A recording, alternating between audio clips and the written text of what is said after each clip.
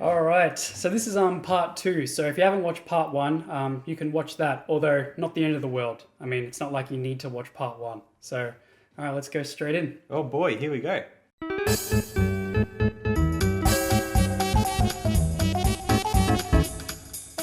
So the first topic that I want to talk about is giving up and then working on your own projects. So when you start off, it's a common dream that you want to start your own studio, but we never expect that you're going to get forced down that way because the industry either treats you really badly or you just never get a foot in the door at all, Yeah. right? So regardless of what happens, I would still try to work on my own projects, regardless if I'm employed or not. So don't give up, work on your own projects, and that is going to be very valuable for you now and in the future. Yeah, because they might actually land you that job, right? It's happened. Oh, totally. Yeah. All you got to do is just send them a link and wow them, and then already they're gonna be the ones coming to you for work. All right, so next I want to talk about how it's just so hard to get funded. It is really hard to get funded. It's hard to know who to talk to get funded, but it's also hard to convince that person to get funded. There's so much red tape as well. Like, you have to go through hoop after hoop and talk to person.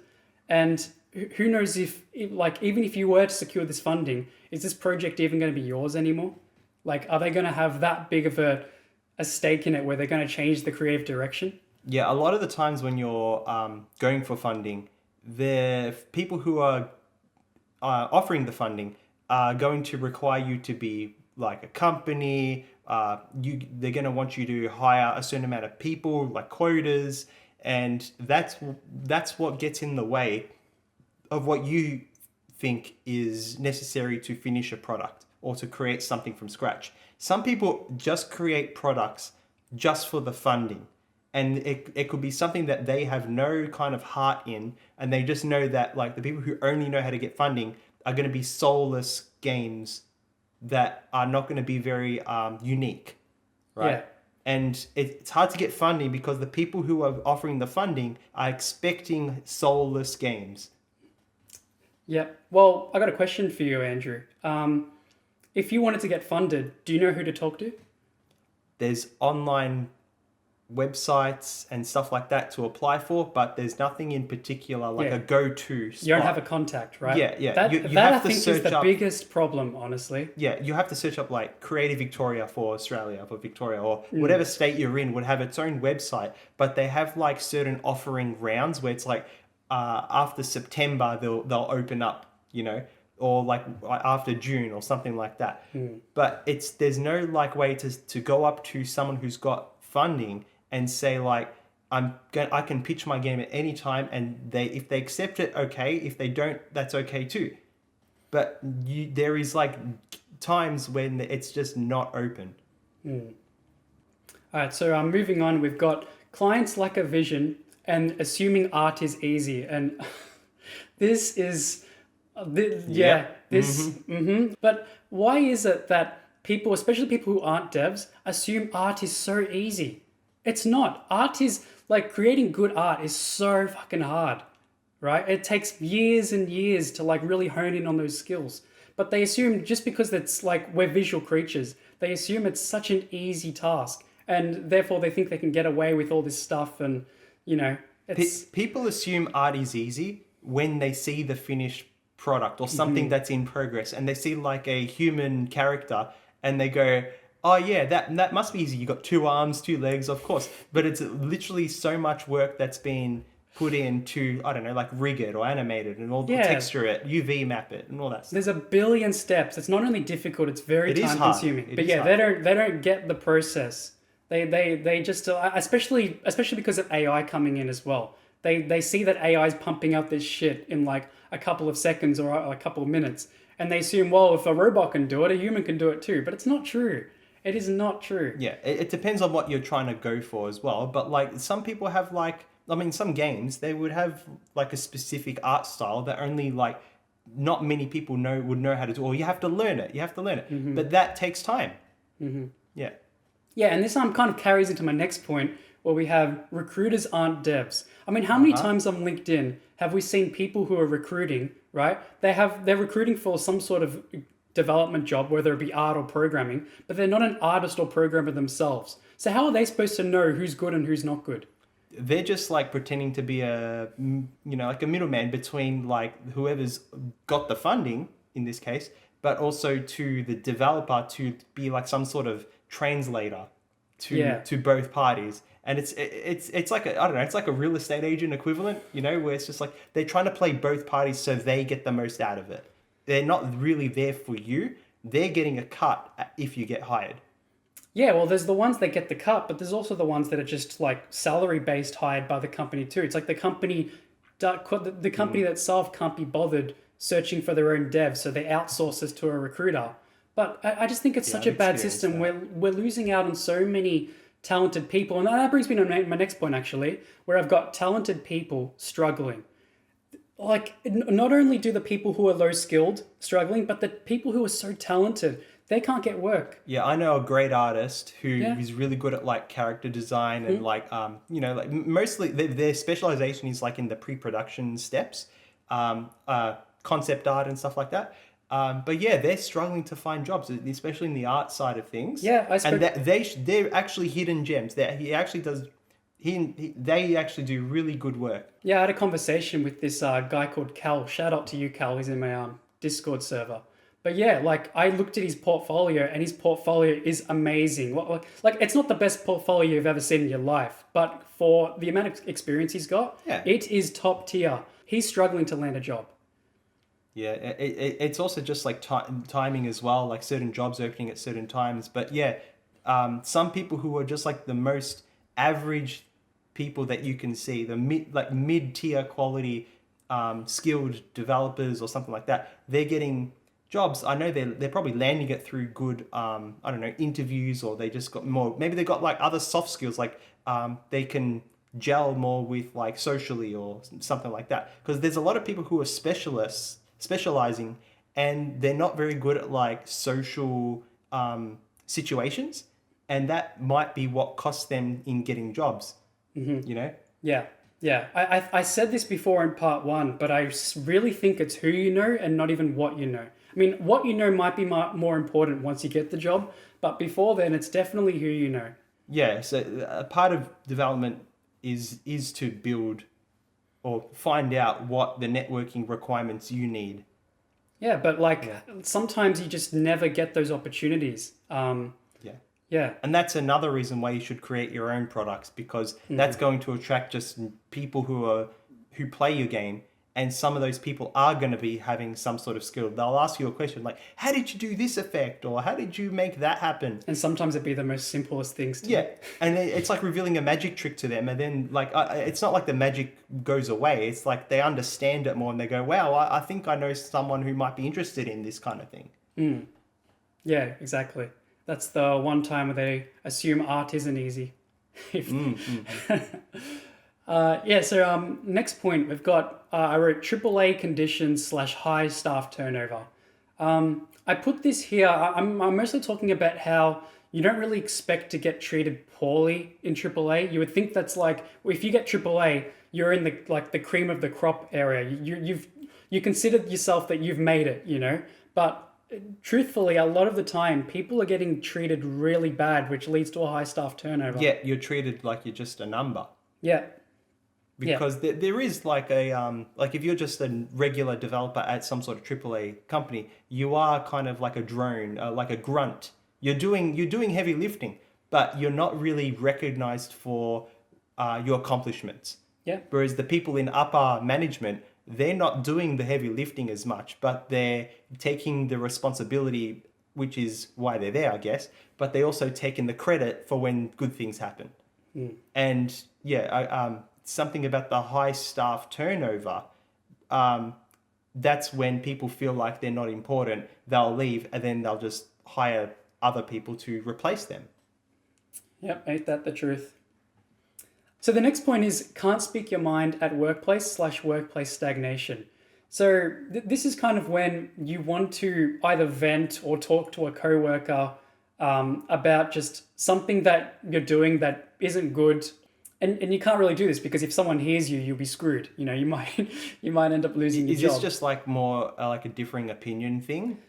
Yeah, or it could be like literally the work that you're doing is legit unproductive and trash. Like you could be doing so many other things, but the work you've been assigned is like stuff that you don't like you shouldn't be doing. Like data entry. Yeah, just like crap you don't want to do, and it like can lead to workplace stagnation because you end up just doing the same things, especially if it's repetitive. You end up doing the same things over and over, and Like you can't data progress. entry. Yeah, like how do you show off? Like if you're doing exactly what someone else is saying, how are you ever meant to rise above and prove to them that you can do all this extra stuff and get a raise or you know what I mean? Yeah, it's good when people can do what they're specialized to do.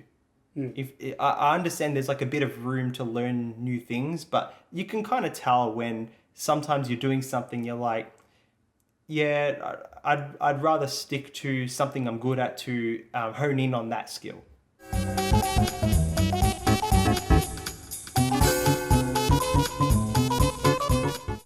So we're getting close to the bottom. Well, we are at the bottom of the iceberg. Pretty soon we'll be completely underwater, where we're going to get crushed by all the pressure from Yeah. whatever. So first point, we've got near impossible to develop a social channel, and yeah, like how many indie game companies do you know that have just failed and never gotten anywhere? It is really hard to gain a following. Like this is why I've started the YouTube channel.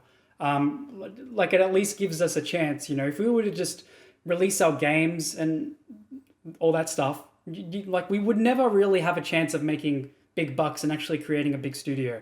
Like we released Wavecade recently, and we have how many like dedicated fans would you? Well, we used to have probably about 10 people who would actually play it. We've got the niche, but we don't have like the common, the common consumer Yeah, that would play it. we maybe had 10 people who were hardcore fans back before even Yeah.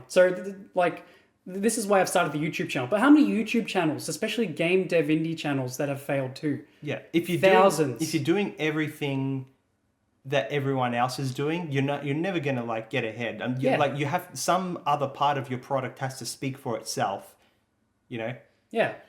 Yeah, like this is why you have to like pick out a niche, which I think I sort of done with the talking about how the industry's bad. If anyone can name a single YouTuber that talks about the game dev industry and how shit it is, like from the perspective of like a junior-ish to mid person, please share that, because I would love to like collaborate with someone. Yeah, I just feel really bad for the thousands of indie game companies that end up failing. Like they have the right intentions. What I It's have just- noticed though is some YouTube channels who are do like game development channels, they have a certain amount of like they get to a certain amount of popularity, and then they start to discard everyone else below them who's got less subscribers.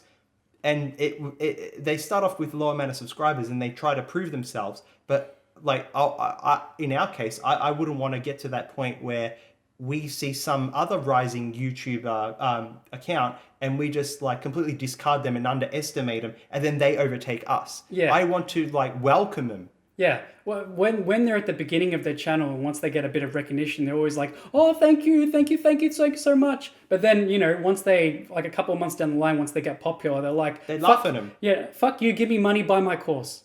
It's corrupt, like it's corruption. I hope that never happens to me.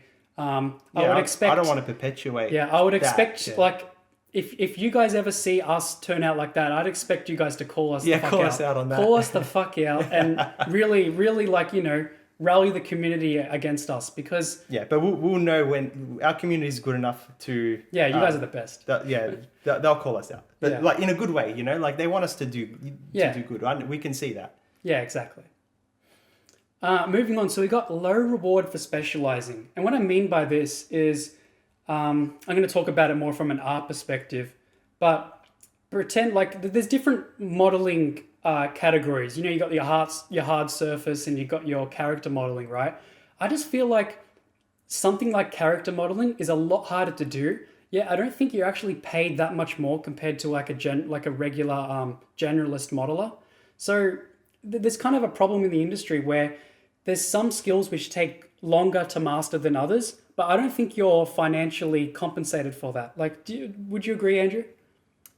Let me think. So I think there should be more of a reward for specializing. It's just that I think maybe the what we want to look for is recognition for specializing. Yeah. Because even when you specialize, people are still going to think just a general artist in 3D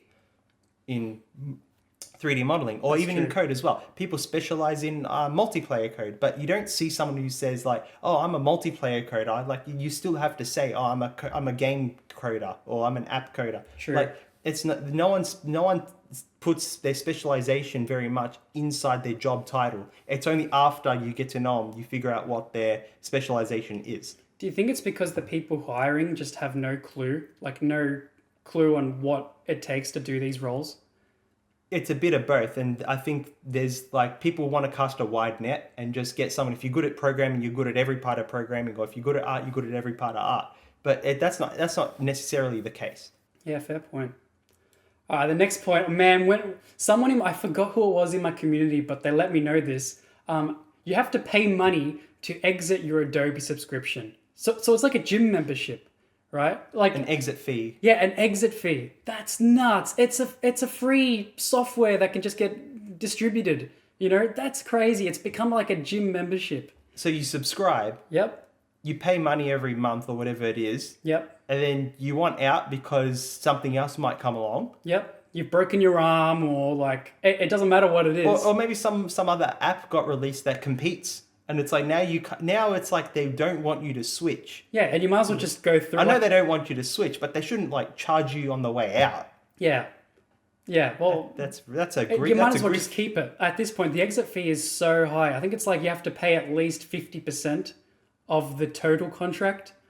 So it's crazy. Okay, So there's if a you sub contract for a too. year Okay. and you want to leave next month, I think you got to pay 6 months of time for a free like distributable software. It's not like it's like a physical product where it costs money to actually give you it. It's crazy. Like thank you for whoever shouted that out. I sorry I forgot. Maybe I forgot, Adobe's worried that like there is going to be competition in the future. Like there is like some things here and there, but like I think they're actually serious about like please stay with us, but like they're doing it in like a forceful way.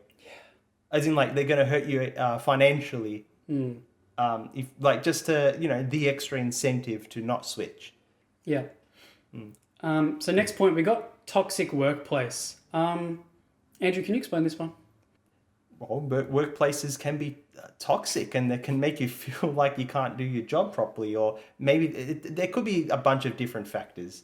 It could be the people there, or it could be the actual work, or it's not what you signed up for. Yeah. You're dealing with too much like corporate cringe. It's a very vague toxic workplace thing. Yeah, it can but, be like, physically toxic in terms of Yeah. overworking you. It can be mentally toxic and told off Yeah. a lot. You might start a job as like a programmer, but they might get you to move boxes, and it's just like Yeah. so ridiculous. Like yeah. Or like maybe it's just like the wrong mix of people that you work with, and it becomes toxic like that. Yeah, true. Or you have expectations to fulfill your role as a team player, and if you don't do it, you're seen as an outsider. That's what I consider something that becomes a workplace that becomes toxic. Yeah.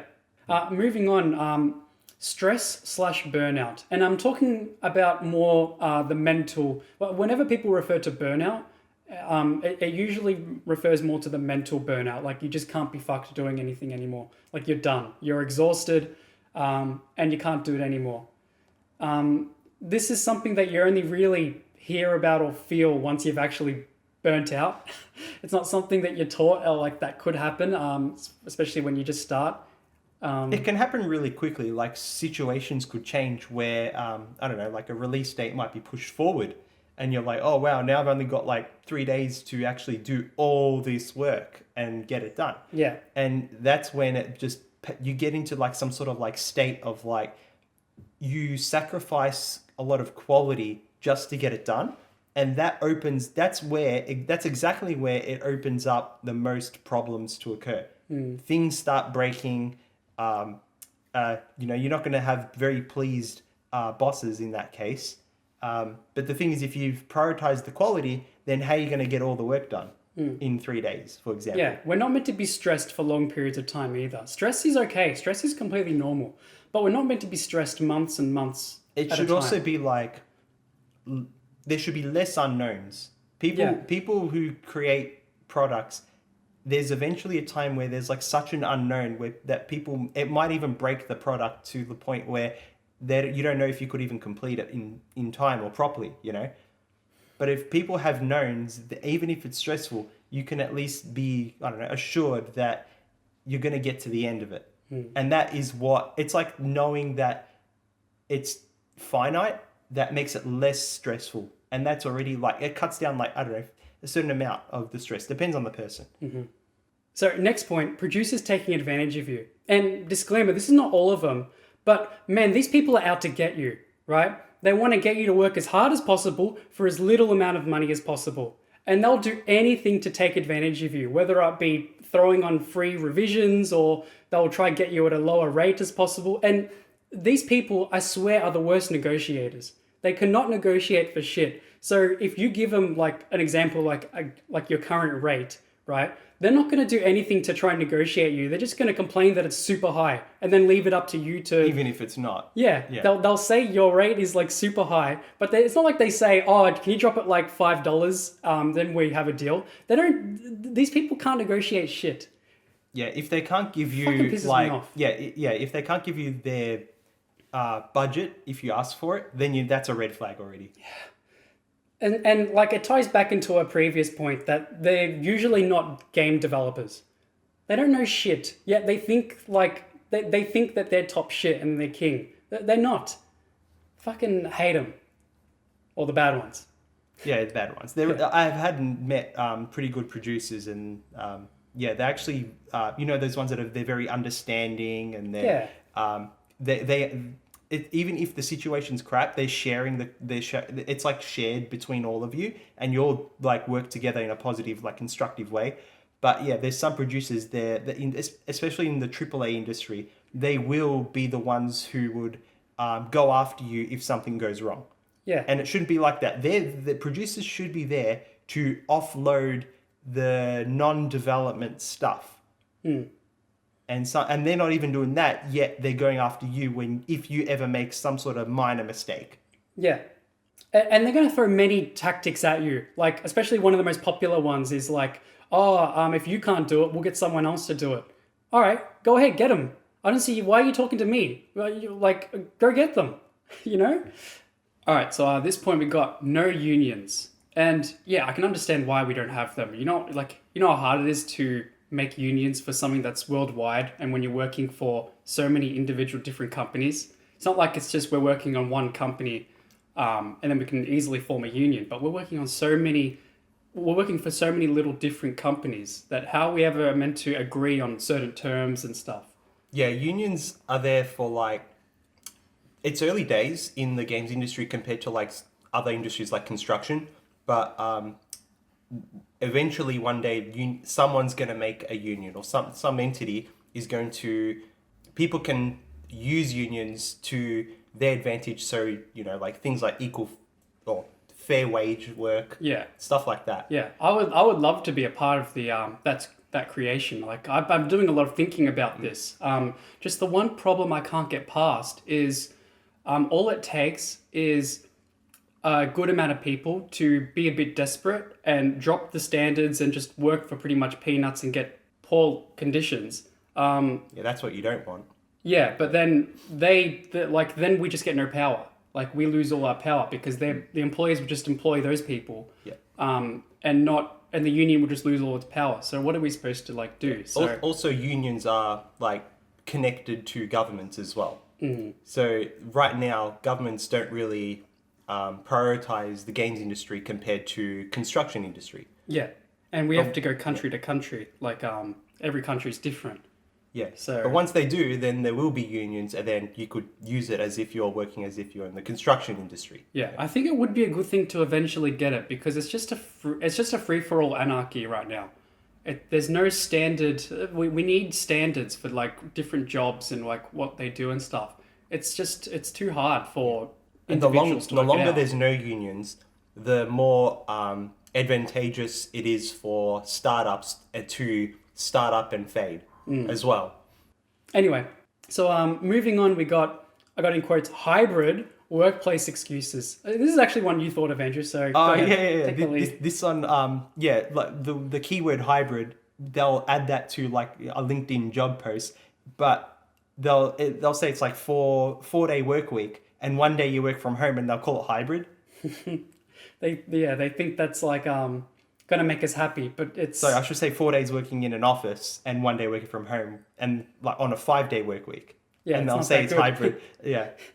yeah, it's super common. They really want you in that office as much as possible, just so they can I don't know, micromanage the crap out of you. It's an illusion. Like every time you see hybrid, it means at least 1 day you can like do your own work somewhere else other than the office.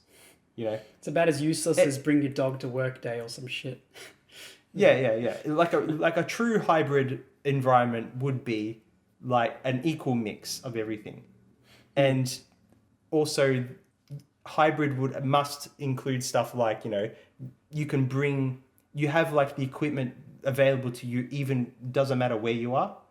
Like if there's some jobs where you can't have a hybrid workplace where there's specific hardware or specific like equipment that is only on site.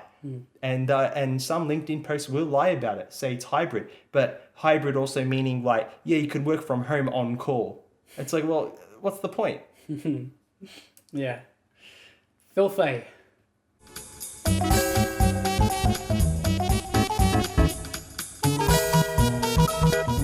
All right, so now we're in the depths now. And the first point I've got Nerf gun battles. Oh man, I wish I've never had the opportunity to have this myself, but I wish. I've heard of funny stories from especially seniors that they had these types of things. I guess back then it was a bit more you're free spirited. You could be a bit more free in the office. Now everything's super tight just because of how the industry is like failing. Yeah, it's not only Nerf gun battles, so also imagine like office slides as well. Yeah. You're going to the office, and you've got to go down a floor, and you just slide to your coworker to tell them about some sort of like, I don't know, like bug that you just found in the code. And then you got to go all the way back up, and it's like some sort of I don't know, jungle vine you got to climb. Yeah, that's like stupid shit in general that. But you'd used to only happen. experience it when you actually get like a job in like a AAA kind of large building. It only co-working happen if space. you like just push ship the product and it's doing really well, and it's like, they want to give you something to. Yeah, or you're like working entertain in you. some studio that's like really big, and and it's classic corporate cringe, but it's also it's hard to experience it unless you're there. Yeah. Like that's why we put it there, because it's uncommon basically, like, unless you're in it already. Yeah. All right, next point, we've got cancelled games / NDAs. Now, how much does it suck to spend anywhere from like 6 months onwards working on a game, and the stuff you've worked on you're super proud of, just for the game to get cancelled, or you can't talk to it based on an NDA. So you can't even put it on your portfolio or nothing. So this stings so much, especially when you lose your job and you want to, show that you've been relevant recently, but you can't. You have to talk in riddles. Yeah, in your resume. Yeah, you have to talk in riddles, Yeah. and it's just blows so hard. Like, I understand why it's a thing, but it really sucks for us. Yeah. I don't see any like solution anytime soon on how they can like fix it to a point where it like helps the average developer out. Yeah. But especially like a cancelled game. I guess there are some things you can talk about as long as it's not like a trade secret. Yeah. You can talk about a concept. You can never hide the concept. How about like games that do really poorly, like Concord? You look on ArtStation, you search the word Concord, you find jack shit. Like, these people are not posting They memory hole it. Yeah, they're not posting their work. Like, it's because maybe they don't want to have that. Like, if they're getting hired by someone else, they don't want to. They're ashamed of it. Do you reckon it's like they're not proud of Yeah, they're it? not proud of it, but they're also ashamed of it. It's like they don't want to push it out, because then their future employer can go, "Oh, you worked on Concord." Oh, you guys are on Concord, yeah. Ew, you know what I mean? So they can sort of apply to that too, but it's not. That's why I put it so down like the list. Maybe they just wanted to do like a quick cash cow thing, and they knew it wasn't. It might That not wasn't a have quick been. cash cow game. That was a game they planned to like put years and years of development in. They had a roadmap for like They're probably a hoping full it'll be series. competing with Fortnite at some point. Yeah, they thought Sony thought that was their Yeah. their flagship title, but no. But yeah, you would sucks if you're did the programming or art for it, because, especially the art. The art is what gets shit on the most, and yeah, Especially if you actually tried in that position. yeah. Well, yeah, I think That could have been a career-defining moment for some people. yeah, the art, you can tell they tried, right? Like, technically, the art is good, but it's just the design is horrible. It's like, It's doesn't look technically good, Yeah, that's what I'm trying to say. but yeah. is it like, does it age well? No, it just doesn't look. No. It's just not what players want. It's like the Spectre Divide video. The characters are ugly. Ugly characters. No one wants it. It just looks bad. And players are gonna look at that art and just be like, ugh. You know what I mean? Not good stuff. But yeah. Anyways, so move on to no overtime pay. I wrote this point here because there was a particular LinkedIn job where I found that it was salary based, and what they required is that you would have to have some sort of willingness to stay in the office after hours or work weekends. But nowhere did it state that you will be financially compensated for this. And it said that it's not going to happen all the time, but it's going to happen whenever there's a milestone they have But to still reach. expected of you. But yeah, Yeah. it said that they want this during milestones, but they can have a milestone once a week or once a day. Every sprint, yeah. every end of sprint, they're gonna make sure that those goals are gonna be met, and you'll be doing overtime for sure. And it doesn't look like you'll get overtime pay from those job positions. I'm not sure how it works legally, but yeah, that's a bit of a not good thing, especially if you got like a serious position, a serious product that you're making. You'd think there'll be an incentive, so that way you would be completely okay with doing overtime pay when required. Yeah. A lot of the time with people, especially if they're more junior in the industry, they just suck it up and do it. I mean, like, Of course, they do it to like they yeah. do it to get a good, like, they want to make their boss happy with them, proud of them. But I would definitely recommend just, you need that work-life balance, man. It's so important. Next we got useless rec rooms, and I think this is another one you wrote, Andrew. So you can explain this Oh one. yeah, it's part of that Nerf gun battles kind of thing where I remember going to this co-working space, and there was a room like 2 levels above us that I was shown like when we moved into this new office, and it was just a room full of books, a TV, and like a PlayStation 4 and some games and stuff. And the people who were showing us around were saying, "Oh yeah, you can play, you can go here whenever you want, like even when you're working, and just to relax or just to play games and stuff." And we're like, "Oh yeah, cool." But in my mind, inside I was thinking, yeah, right, like when are we ever gonna be like, "Oh yeah, I'm working so hard right now, I've got to finish a task. Oh, you know what, it's a good idea, let's go to a rec room and just like relax." Like they must need it for like some people who need to vent or need to like have that sort of. I'm not that kind of person where I need to go to like isolate myself and to just like let off some steam. But it's very useful. Not once did I ever revisit that room ever again or even think about that room. It was just about like, okay, we know it exists, but like that's it. It is pretty useless because I'm sure the TV was probably on 24/7 because people will come in the office, go in and out of the office at any time of the day. It wouldn't be off because imagine like you go into the rec room, you expect the lights to be on, you expect like some music to be playing in the background on soft volume, and Yeah. the books really like who's going to read some pointless books that I don't Yeah, know. there's so much useless. There's so There was much heaps of useless them. shit. There's Yeah. so much useless shit in the office. and beanbag seats, like yeah. So next we got prototyping culture, and this kind of talks about how all you do is make prototypes. So, and prototypes, like they're a lot of energy because you have to build something really quickly, and if that's all you're doing, that's hard work. Like you're constantly pumping out prototypes, and you never get a chance to like work on one project and just relax a little bit. You're constantly always working on new stuff so they can push it to the market and see what sticks. Well, a prototype is really there to prove a concept in a game, or in our case, a game. But yeah, a prototype always must look rough in order to get the idea across before you put like the final art. Yeah, well, the point is you prototype until you get something that's good. But if you're doing this time and time again for months on months, that's tough. Yeah, when it tough becomes work. part of the culture, yeah, that's where it's just about prototypes. Like if your job was just to make prototypes, that's like kind of different. That's a specialization. But if you're like wants to be someone who's finished products or being part of a game to ship, because a lot of LinkedIn jobs require you to ship games, not just the fact that you've just worked there, right? So being in that endless loop of prototyping is actually detrimental to your career. And it's Yeah, detrimental so to the company. If you they have to can't watch make out for something, if they can't make something that sticks, then what the fuck are they doing? What's the point? Yeah, especially when they pivot so hard, like all the time. Like they really need to I'd rather them be decisive and you just make the one product complete from scratch and every question gets answered. But once you just start doing prototype after prototype, it does feel like you're not ever completing something. You're half eating the donut and you throw it away, and it just feels wasteful. Yeah. So the next point is discourage salary discussion.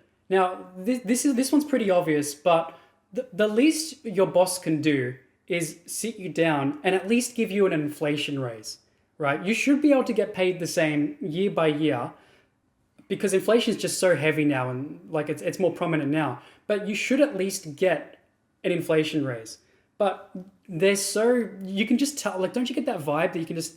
Oh, they wouldn't give it to you even if you didn't ask. You won't ever get it. Yeah, but I also get the sure. vibe that just like if you start to bring up that you want to raise, they're gonna give you like the side eye and like kind of give you a task to take your mind off it and hope you forget. I get of course that, they would. I get that feeling, but it's not a good thing to do. Like at the very minimum, at least give an inflation raise, but they don't think of that. It just goes to show when push comes to shove, you're only still just a number to them. Yeah. But they on the outside, they'll consider you part of the family, that you're a part of the team. But yeah, when you want to say like next time I should be getting what I deserve, they automatically change their attitudes just to get you out of the way. Like they'll say things like, "Oh, like let's reschedule this meeting to another time," and then you have to wait, because I know as like a CEO of a certain company would have a lot on their plate. Like they have a lot on their mind.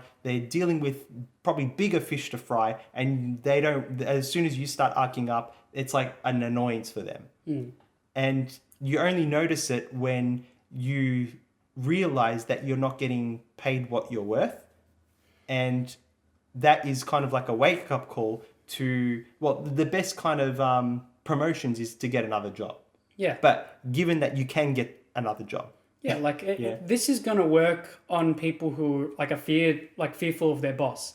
You know, if you're scared of your boss, you're not going to ask for a higher salary. You're going to be discouraged from it. Yeah. And you might start off not scared until you make a mistake and you feel like, oh, I better not open my mouth and talk about something. And then that's when you start to get into that kind of like endless loop of like corporate cringe, you know, a downward spiral. Yeah. Next point, we've got high studio costs. Do we guys realize how expensive it is like to run a studio and to like open a studio? It is. You've got so many expenses to account for, especially if you want to do like a office studio where you expect to have an actual place. Like you've got the rent to pay. Rent's a big one. The salaries of your employees is probably the biggest. Yep. There's like the electricity costs. There's a lot of one-off costs, and then there's a lot of ongoing costs. Yeah. The ongoing costs is the part that like really gets you. In the long run, in the long run. But it's really expensive, and it's no wonder we're not seeing many studios pop up. Where we're at, even in Australia, which is the country is good. I say that with a bit of a question mark, but they don't make it easy for you. Yeah, if you compare it to other countries around the world, Australia is not low on Yeah, that scale. it's definitely not low, but it's not But good there's a either. lot of missed potential. There's Yeah. people who are wanting to create good products, and like they want to implement their own ideas and stuff, but it's just like you don't receive. It's not like you want the help. It's just like you should be able to do everything within your own like limits. But it's not something you think about it as a graduate or like just getting into the industry. You Yeah, don't realize that these guys that are employing you or could employ you have it probably just as hard as you. They have it really, really hard. If anything, harder than you, because they've got like they can seriously go into some like real bad debt. Although you can probably get into some bad debt if you do some special courses, but this could like completely F up your life if you get this wrong, especially if you're opening your own studio. Yeah. It's I guess it's down here because like there's a lot of business related stuff that people don't because then you have to experience it yourself to understand like that perspective. Yeah. That people are just so focused on like their own skills or their own, which you should definitely do as your primary goal. But there's also like a business related side of things that people need to consider. It's like as if you even like just to consider from the end user's point of view, like how would they receive the product that you're making? I think people are just too busy like thinking about one perspective. There's different perspectives for different like for one product. Yeah. And lastly, we got pretentious job titles. So let's be real. This happens pretty much everywhere. Even I've done it. You might say something like, you're the lead animator, even though you're the only animator on the team. You know what I mean? I love creative director. Like director's not enough. Yeah. Yeah, there's sometimes their job titles can be like three to five words long. It's just too much, man. Yeah. It's just too much. Entrepreneur, like come on, like yeah, okay, like just yeah. See, it's like CEO and this and that and creative director and creative something else. Everything creative. Yeah. But yeah, it's just so it's so funny. But it is really pretentious and so funny. But it's a part of like too much is too much. Yeah, it does happen too much, but we all do it to some extent. Like I bet you've done it. Let's be real. If you've had a job, I bet you've done it too. We all do it. Yeah, but some people do it more than others. Like especially on LinkedIn, like next time you see a CEO, like it's like I hope those CEOs at least like cringe when they see other CEOs do the same thing and realize that they've been doing it themselves. Yeah, exactly. But no, they won't even wake up from that. It's funny.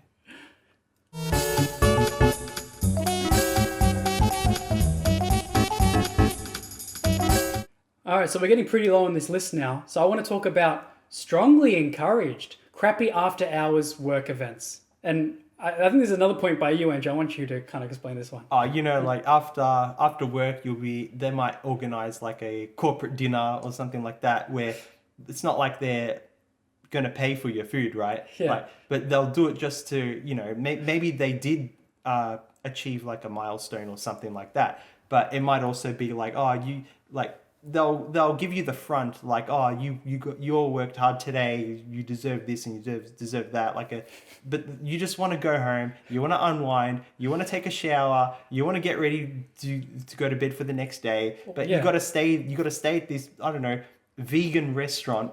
Or ramen, bro. Gotta get your ramen. Gotta get the ramen, bro. Or something like that for soju and ramen. Into the late evening and not even have probably order the food that you really wanted to. That's never the food something. you want. Yeah. And then you just have to listen to everyone else's conversations, and it's like they're trying to team build in this case. But like at that point, at the end of the day, you are tired. Like enough's enough. Like you. And if you refuse it, then it might be okay, but like they'll just consider you like not part of the team as much. And then you might have to hear everyone else's drama, like, oh no, my partner cheated on me, that type of shit. Where it's like, people open up their personal life. Sometimes you hear some really that's more shit. Corporate cringe. Yeah.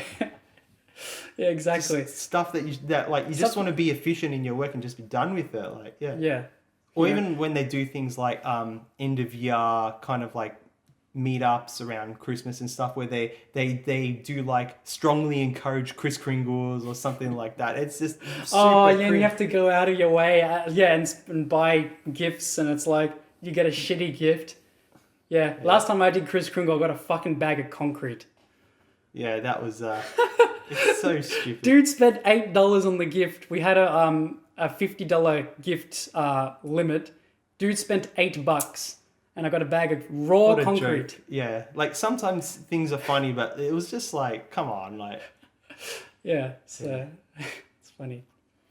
This next point, I am really passionate about this. We got repetitive strain injury, Yeah. or it could be compressed to RSI. So I actually have this on both arms, right? I have it more on my right arm though, because that's the mouse hand. We need to take care of our bodies. Our bodies are a temple. But the issue with this type of thing is it creeps up on you without you realizing. And, I would warn you right now saying, if you're feeling like pain or anything, to stop. But it's not going to work because you're not going to... It might be too late. Yeah, at that point. it's when you feel the pain, it's already too late. And what are you supposed to do? Drop your work and not get paid for it, like any money? It's hard. Like I've had this now for 2 years, and even as I'm talking right now, I can feel like a slight dull pain right in my right wrist and right arm, and it really changes your life. Like I used to be a drummer I'm still in the band, but I used to drum in a rock band. I used to go to the gym, and I used to work and play games. That is a lot of things to do daily, so that could be a contributor to it. But like I've pretty much had to stop drumming. I can only play some games now. Like I can only play games that like use controller. I've really had to change my technique for as I work, and yeah, it really sucks. It's really, really, really bad, and yeah, like there's the whole there's like even the story of like the people who worked on Toy Story 2. If you've heard the story where they lost the project and had to pretty much remake it again. The people there had to work overtime, and the majority of them developed RSI injuries. So I can't state enough how bad this is, and yeah. All we can do now is to help others find ways to prevent signs of RSI. Yeah, exactly. Like and it takes ages to heal. Oh my god! Like it just Google, like if you Google it, it says anywhere from 3 to 6 months. I've even tried to like take off work for a couple of months, and although it does start like feel a little better, I guess. Once you start getting back into it, you're just never the same. Like my arms are never the same. They're never ever going to be the same ever again. It's just such a shitty thing, and I would not wish this on my worst enemy. It is so fucking bad. I hope it never happens to any of you guys. And it gets you emotional. Like once I had it, I was in. Do you remember when I was in bed for like 2 straight weeks? Like I was. It causes 2 straight weeks. Yeah, it was like it causes depression and anxiety. I didn't even want to get out of bed. I didn't want to do anything. That's how bad it was. And I was wearing those arm braces. I remember those. See, I thought that like, and there's a lot of misinformation. Like a lot of the time, when you Google it, it'll say stuff like, "Oh, I just wear an arm brace for like 4 weeks consistently." But that's not good either. You need to move the affected area, or else it's just going to stiffen up and you're just going to atrophy. Mm-hmm. So it's a difficult balance. Some days you're fine. Other days you feel like trash. You can't even work. It gets really emotional sometimes, although you sort of get used to it. I'm sort of used to it now, but again, we're just trying to talk about it so that we can, raise awareness so that other people don't even get close to a RSI. Yeah, you have to do things like take breaks. Always after every 10 minutes, but take a prevention break. is what should be focused on. Like if you feel like you're doing something repetitive, just like change it up. So that way you minimize your chances of getting a repetitive strain injury. Yeah, you might not think it, but clicking a mouse and like moving your mouse it can do damage. It does more damage than what you'd expect. Dragging and dropping is like can happen. Yeah, precision work is it's even painters get this too. Yeah, it's happened since the beginning of probably art. The beginning of drawing. Of drawing, yeah. I would not wish this on my worst enemy, but yeah. All right. Next we got tutorial hell. Oh, that one I can talk about. Go ahead. Yeah, so when you start off creating, like a game, or you want to learn some specific thing in coding, and you look up a tutorial, and the tutorial usually is like pretty good to get started, but then you kind of don't know what to do with it next. There's no like level 2 tutorial about it, and you're gonna have to find some other thing to work on and find another tutorial, and you're stuck in that too. And there's a lot of tutorials out there to just get you started, but there's not enough to get you enough so that you can work on your own version of that product. Especially And for new shit. yeah. And it's always either too easy or tutorials too advanced. There's no like intermediate bridge to bridge that gap. Yeah, or they lie. The YouTube title of the tutorial might say it solves this, but it doesn't. Or like it's an unfinished thing. Like wait, stay tuned for part 2, and it never comes out. And the last video came out was 6 years ago. Yeah. Yeah, and that's the hell. Like you'll learn something that's completely useless until you actually finish learning it. The next point is legal battles, and I want you to talk about this one as well, Andrew, because you almost got into a legal battle once over a game. So yeah, with my when I was working on Wavecade, okay, how do I say this? Well, this is back before I was working on it. You were doing this sort of for like a university project. So in uni, in my second year, we worked on a prototype for a game that we completed the prototype, and my group and I decided to continue building off that prototype. And during that time, there was talk about creating a company. And at that point, there were disagreements, which is, guess it's normal when it comes to groups and stuff once you work on something for quite a long time. And I decided to create a different product from scratch. This new product called Wavecade was completely built from the ground up, not using any of the assets from the prototype. The concept is a little bit similar. Like there's like Galaga, like Space Invaders kind of game mechanics going on, but it never used the code from that original product. It never used other art assets, textures, nothing like that. I ended up taking the product Wavecade in my own direction, and I got Lewis to make the art. So it's not using any of the old art assets from the old, the old prototype. The people in my group thought that I was using their stuff, but I could easily prove that that wasn't the case. And there was threats of legal issues, but none of it came to fruition because I kind of covered my bases and made sure that there was nothing that they had that was in Wavecade.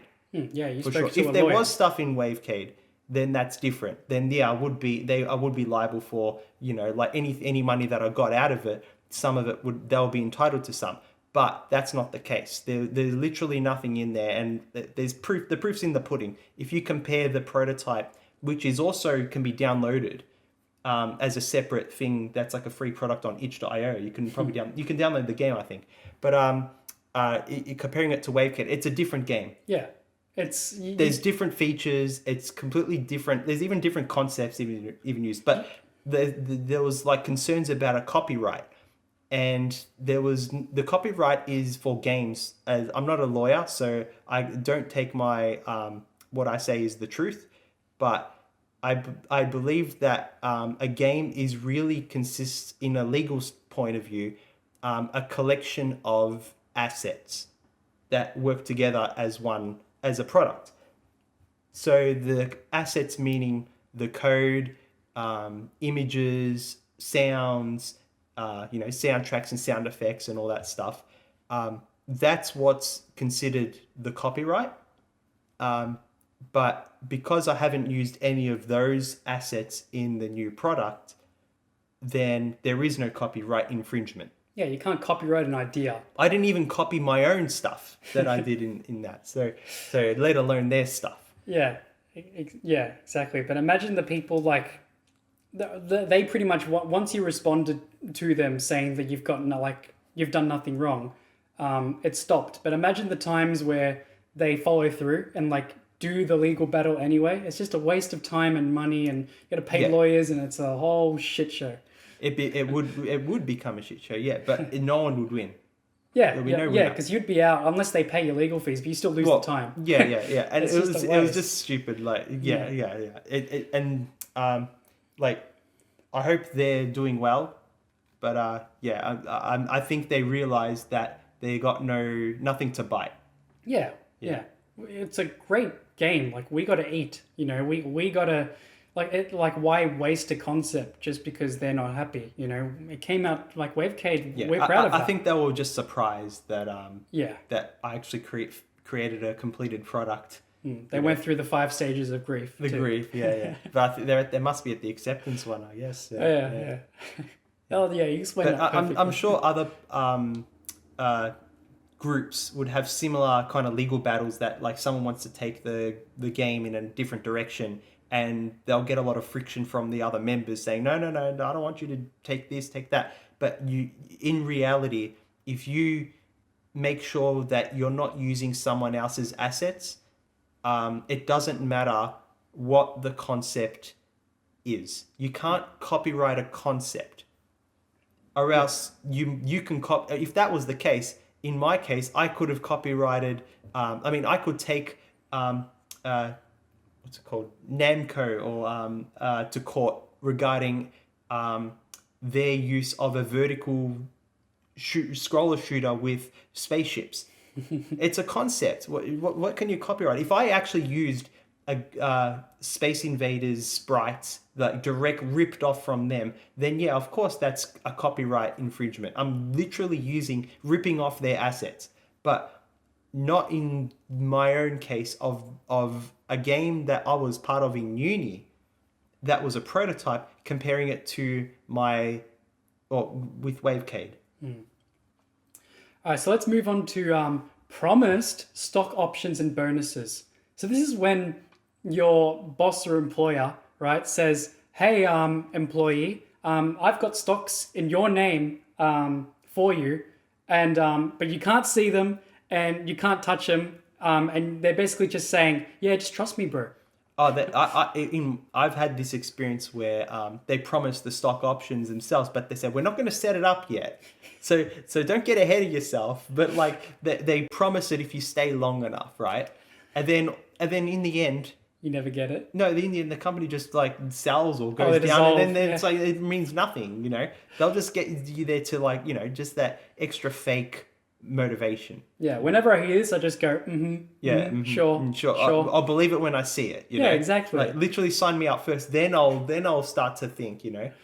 Exactly. Or Yeah. get them to like set it up. And, Yeah, they don't even like if they do have them set up, you don't even get to see them. It's one thing if you can't control them, but you never even see them. So you're just taking their words. I've never heard of employees getting stock or bonuses for like, unless it's like some sort of like gift card that happens once in a blue moon, like once a year max. Yeah. I've never seen someone get like, oh yeah, you guys are working pretty good. Here's like, we have to give you bonuses, and it's like like a 10K cash injection.